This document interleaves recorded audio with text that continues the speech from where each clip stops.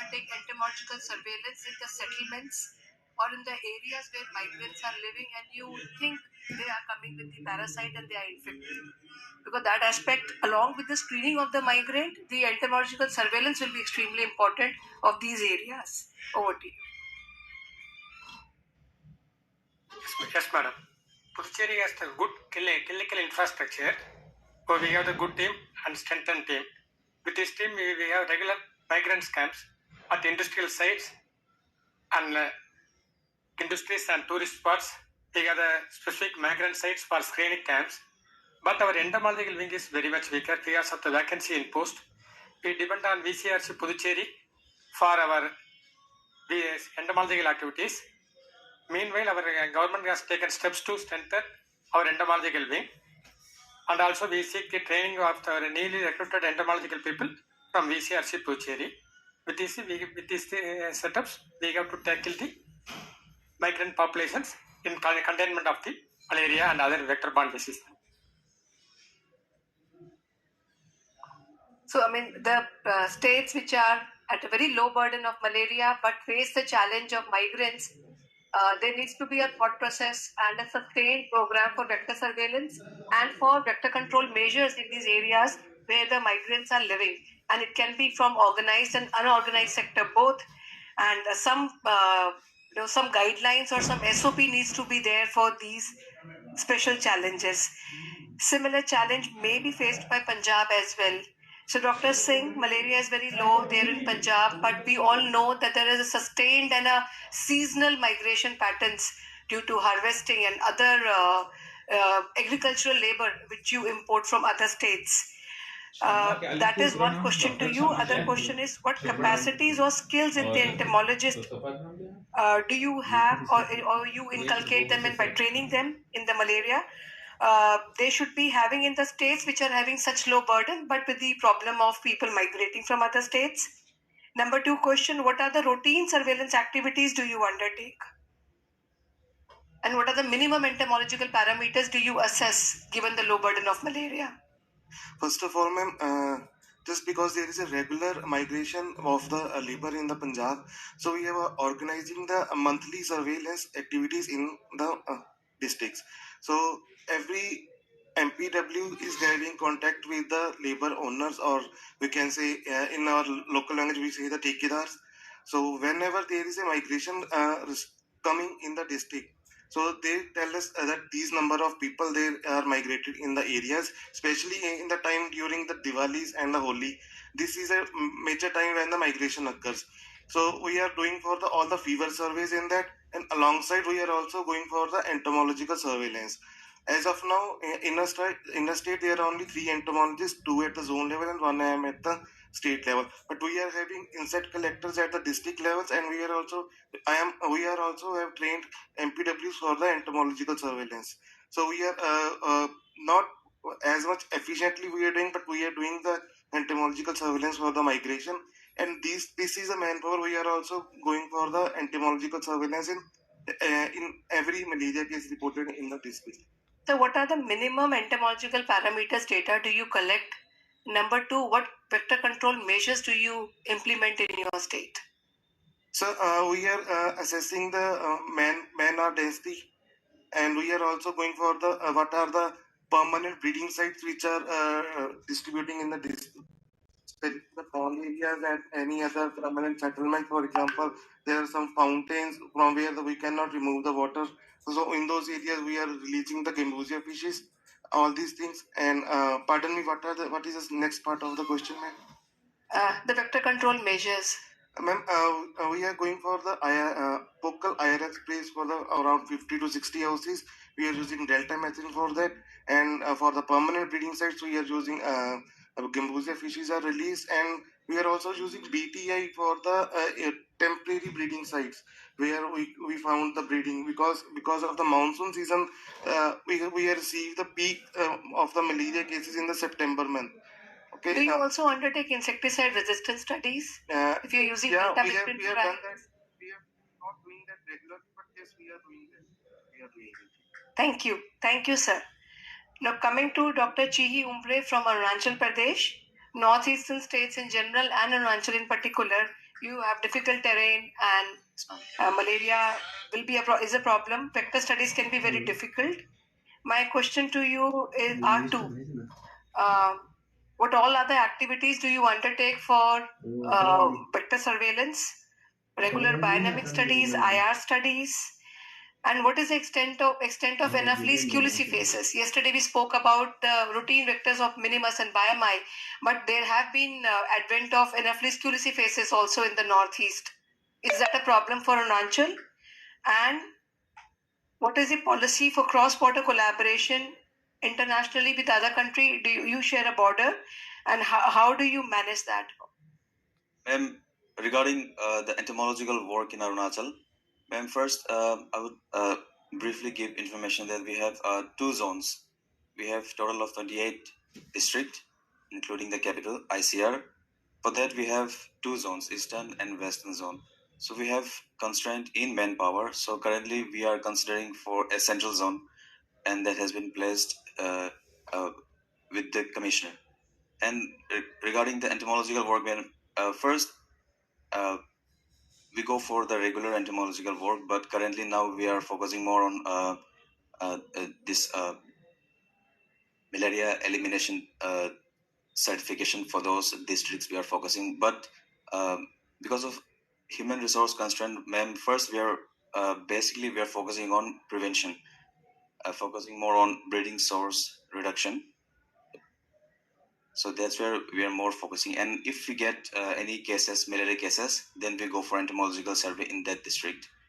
But first we focus on that breeding source. Yes. Breeding sources containment. Thank you. Now, in the interest of time, I'll take two researchers together, Dr. Alex from NAMR and Dr. Anju from VCRC, but stationed in Koraput. You are sitting in a malaria endemic state. Odisha has a high burden of malaria. So till now we have been interacting with the states which are very low in malaria burden. So their landscape of entomological surveillance and their strategies and practices would be differing from the state which is with high in malaria, where all kind of tools from LLIs to IRS to larviciding, everything is implemented. So Dr. Anju and to Dr. Alex, but both of you are also coming from research institutes. So my question to you is, uh, being research institutes, I'm also coming from there, so we have the luxury of following the all the standard methodology, all the latest guidelines. We have the resources, we have the time, and we have the mandate also to venture into newer tools, experimentation or research in some stipulated time frame. But my question to you is, now this can be regular for the research institute, but how do you see that these studies, like we have recently completed one last study on insecticide resistance monitoring. We do vector dynamic study regularly, but how do we do it in tandem with the state program people, with the entomologist of the state? So they are working with us, they are trained while doing along with the research institute these studies. How do we pass on that capacity and the skills, and how do we see that our state partners are equally equipped with these skills which we regularly employ in research? So I see a lot of opportunity there to work together with the state government and with all the state partners doing this entomological studies. Number my first question is that how do we plan that and how do we do that, and what are the challenges for malaria elimination in terms of vectors?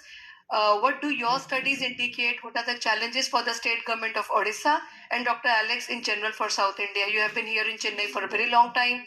And Anju, you have previously, even before you were in VCRC, you have worked by the state government, you have worked in malaria endemic state. So these are two different challenges for different type of endemic settings. Over to you, Anju, first. Thank you, ma'am.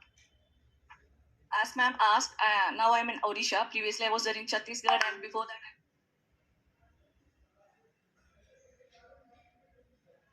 yeah. Good morning, all. Now I'm in Odisha, and previously,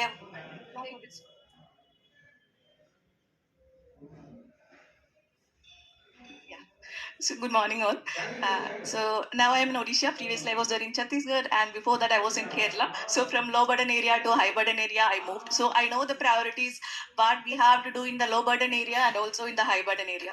So coming to Odisha, Odisha is a high endemic area. Now they came from the they changed the category also. So it is very challenging when we are going for malaria elimination in terms of vectors, as we are seeing the resistance pattern.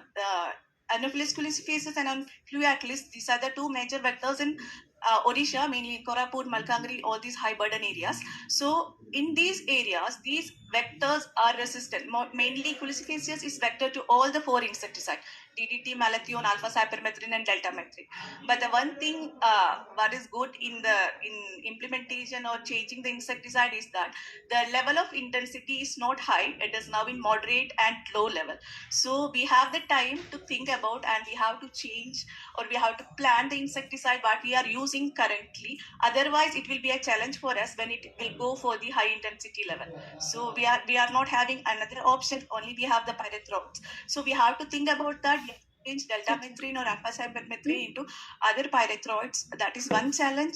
And another challenge what we are seeing in Koraput, as I told, the main vectors were Anopheles culifaciens and Fluatlis. Now we are getting other vectors also. Secondary vectors are there, and the presence of Anopheles stephensii, that also we noted in the urban and peri-urban areas of Koraput. So the modernization of the districts, all these are the supporting factors for the establishment of Anopheles stephensii and invasion of stephensii in these areas. That is becoming a major challenge for us when we are going for malaria elimination, when we are focusing upon the primary vectors. So these secondary vectors are also emerging. That will be a challenge. And another challenge what we are facing in Koraput, that is extra domiciliary transmissions. People are sleeping outside, and outdoor transmission of malaria. So there are some pockets there that are providing this residual transmission of malaria in these pockets. That is also a big challenge for us when we are going for malaria elimination. And the other thing what we are facing is that we are providing this LLINs and all. So the usage of LLINs, but that we have to ensure the maximum usage and maximum coverage of LLINs. When they are sleeping outside also, we have to ensure the usage rate. To increase the usage rate, we have to strengthen IEC and SPCC. These are the main things we have to do in these areas. Right. Thank you, Anju. I hear 4 things from your rapid talk, and that will be applicable to all endemic states. Number 1 is insecticide resistance. So that is emerging, but not at a very high level. So still we are safe as far as synthetic pyrethroid use is concerned.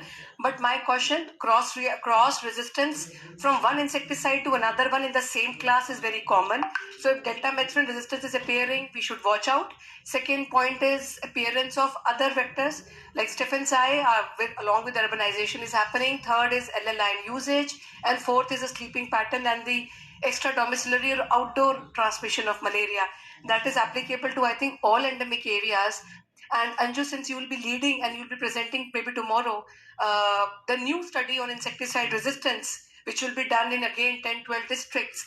Again, my question to you and my request to the director, Dr. Tanu, how the program personnel can be in partnership with the researchers should be doing the studies together, so that automatically there'll be enhancement of the capacity of the program to do these kind of studies on their own. Thank you, sir. Later. Me congratulate on a very, very nice session. So I am listening very closely. And sitting here, you can listen better, I believe. I mean, it's very heartening to see the discussions that are happening around it. And in fact, I also noted a lot many points. So just to, highlight a few things, that we have entomological zones. But what I have seen in our office is that we are not getting very good reports. We are not able to make much sense out of those, reports that are coming to us. So one, we need very good reports on entomology from the entomological zones, and whatever entomology is being done, some excellent work is being done.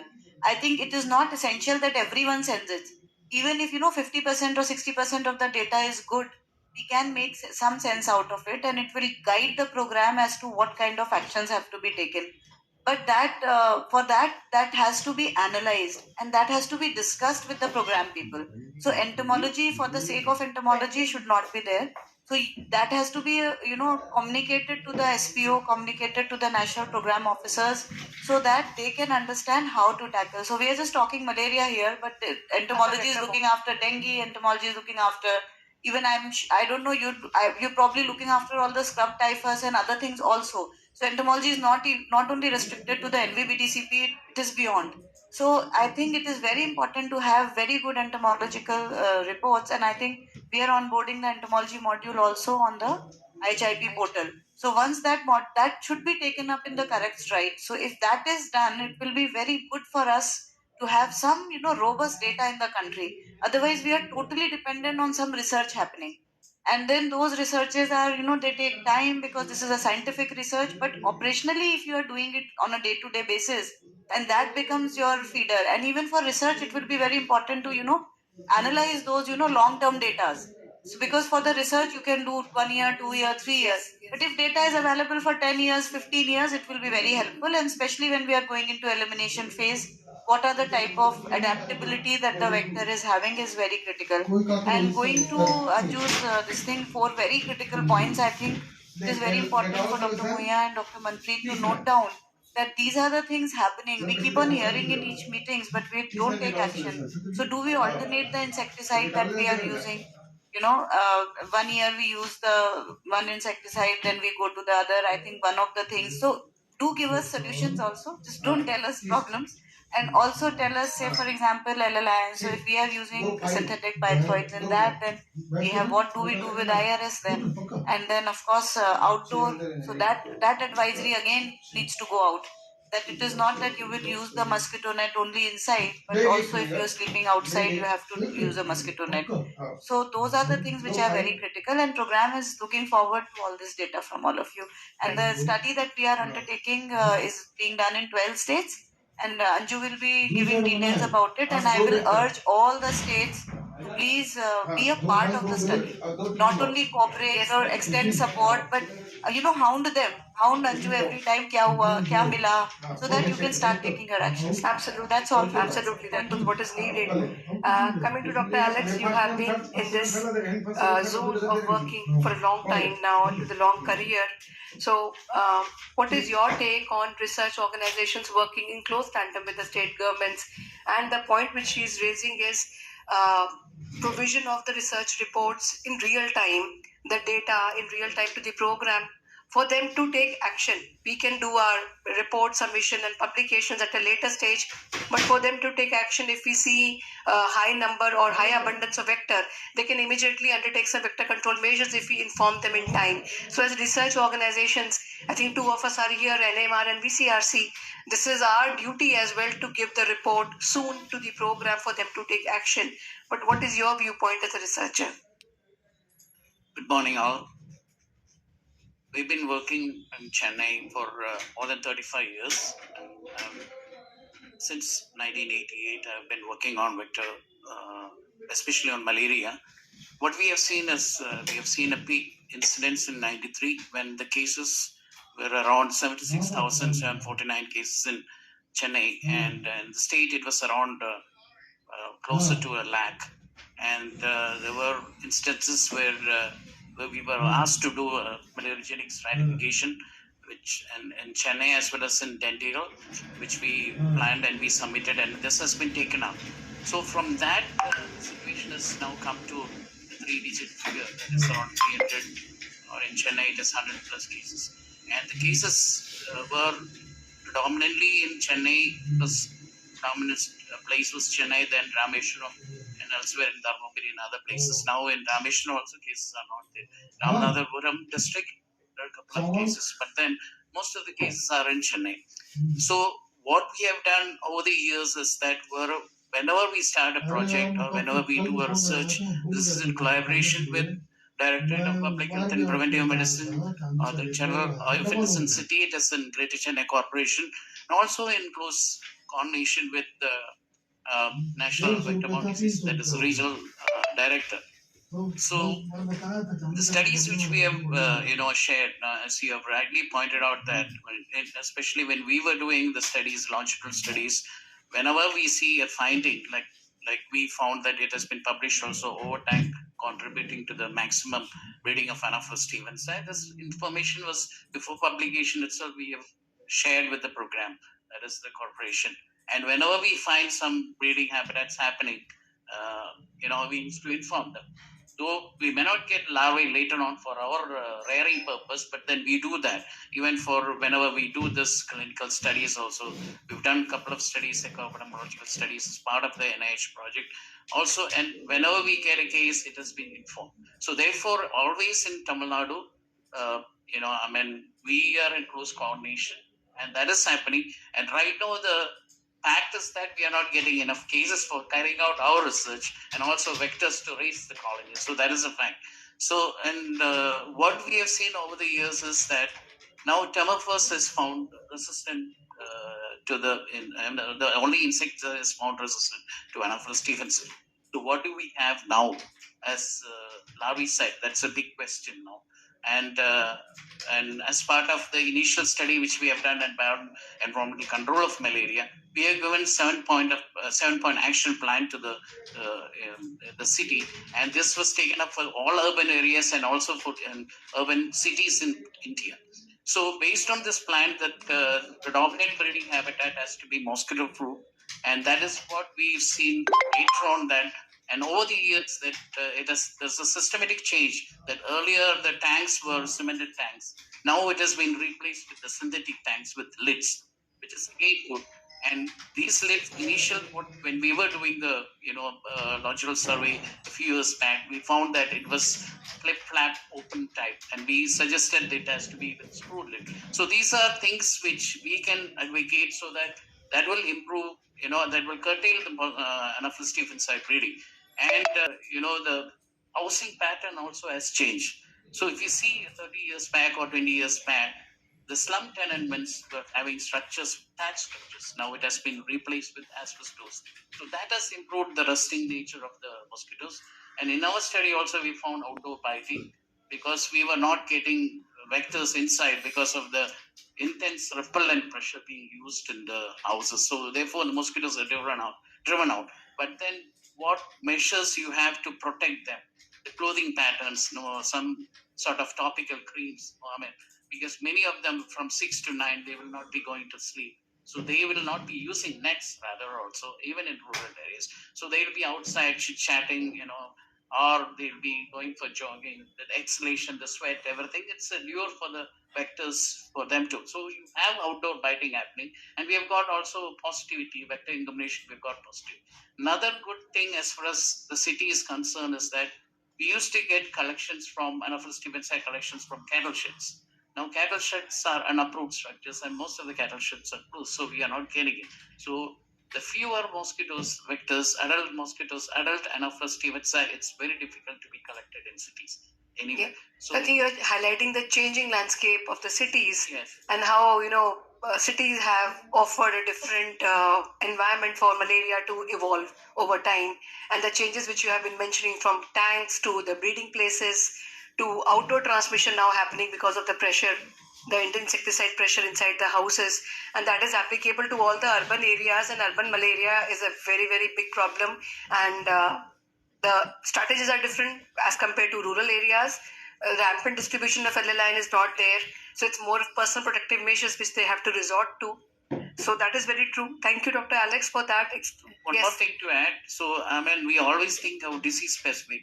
We know that for breeding of Anopheles stevensii, Aedes aegypti. Yes. So Aedes aegypti. So that aspect, wherever we find clear water, that can be targeted, and we need to intensify weekly surveillance, especially immature as well as adult surveillance. And normally we do adult surveillance, and I think in program also they make dust collections, which is not the right way, because dust time the mosquitoes are in the active phase. So I think we need to concentrate the dawn collections to get the resting stage of the mosquitoes. So that has to be taken into consideration. Sir, now all are doing case-based investigations. We do epidemiological investigation and entomological investigation also whenever there is a positive case. So some instances we don't find the vector. In malaria, in some cases JE also, we don't find the vector. Is there any some other vector or something? Throw some light on that.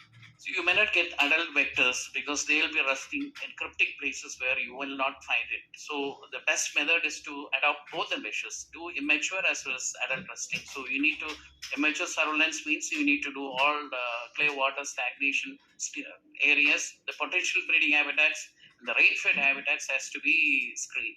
So if you are getting it, then that shows the indications that the larvae mosquitoes are resting elsewhere and they are breeding. So this is another way of doing it. We can go for light trap. Before saying that we are not getting vector, there are many methods. So light trap, very good. Then you can get immature stage emergency. Animal bait collection.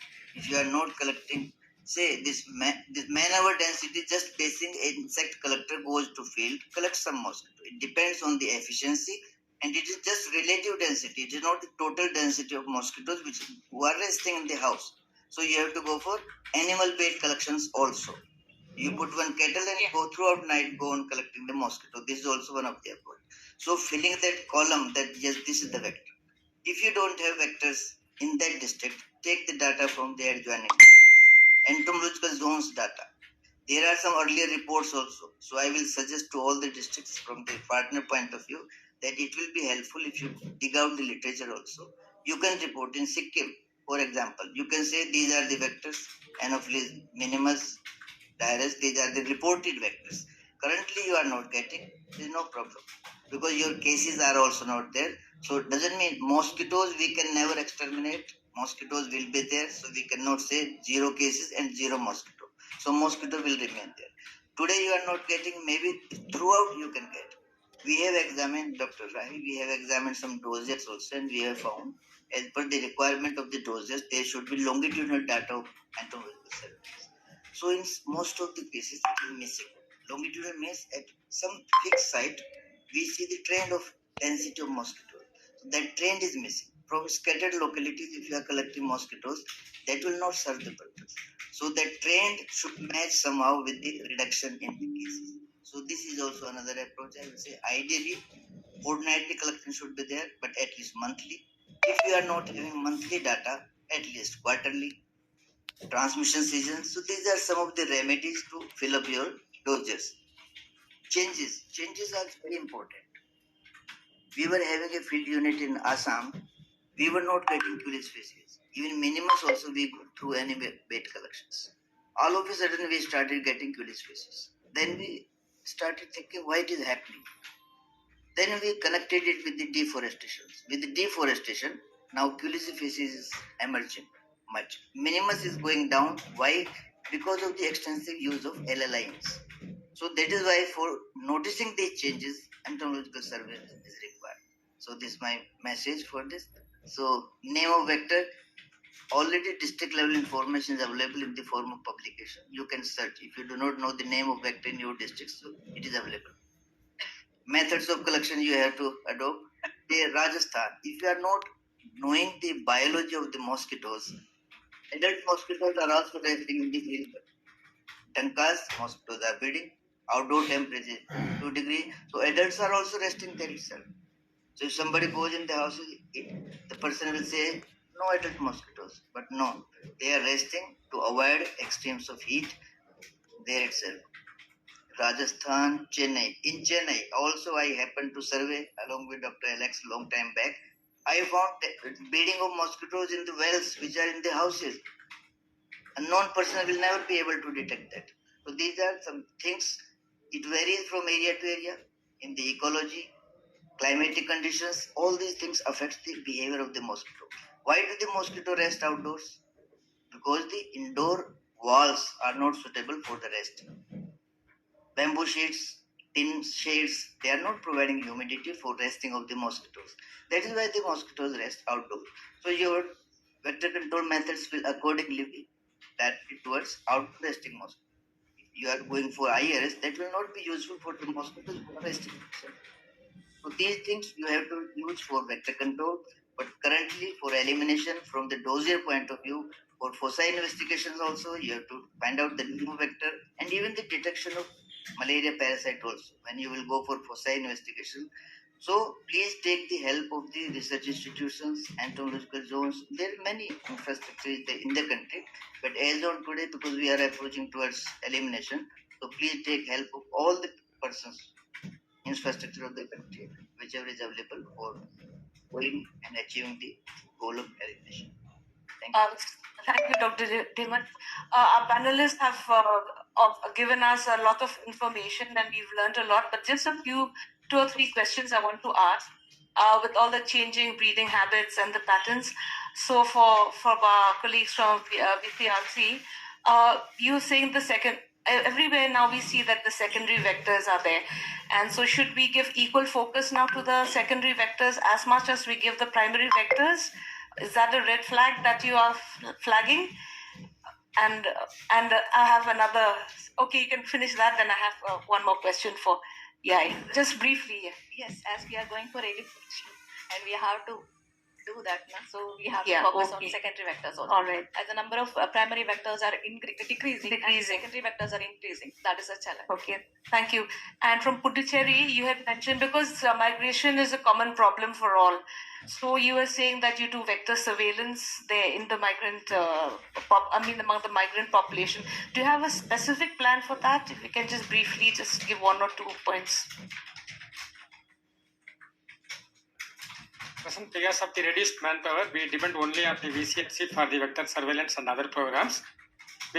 Mainly we depend on the clinical screening for the migrant workers at the industrial sites, regular clinical screening at the industrial sites.